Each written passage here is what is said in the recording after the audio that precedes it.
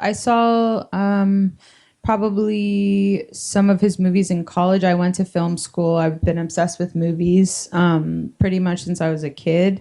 And growing up, I was always making my own movies, and I knew I wanted to go to film school. And so I went to New York University for film school. And, one of those classes is like film, theory and critiquing movies, which is what I loved. And I saw some Bergman films in school. I think I always had a kind of assumption that there wasn't an in for me there. But every movie I saw of his, I was always like, it always just stuck with me. I think just the visuals, and then also, the subject matter. I can feel like there's just a feeling to his movies. And then I think when I really became a super, super fan was after I saw Scenes from a Marriage, which was a little bit later for me when I saw that. And it was so different than a lot of the other movies I had seen.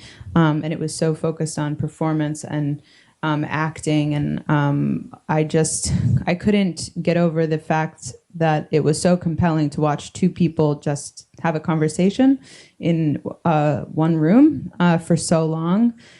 Because it seems so simple, but it's really the hardest thing to do is to make a conversation interesting on camera. Otherwise it's a play, it's meant to be a play. And I just was very, very taken by how compelling that was. And I think then, yeah, and it was so different. And then I think after that, I had seen Fanny and Alexander for the first time, which was obviously so different than that one. And then I don't know, and that also like blew my mind in a totally different way. It was it reminded me almost of like a Barry Lyndon, or like there was just something so decadent about it, and kind of I don't know, just funny and creepy and scary. It had everything in one movie for me.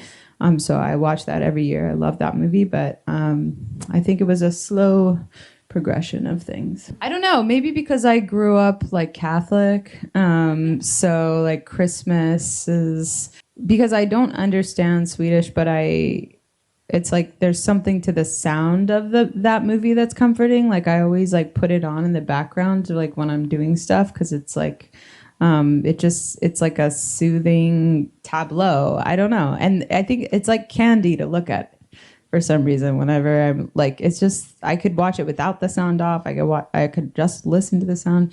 It's also creepy, scary and weird. But those things are comforting to me sometimes, I think.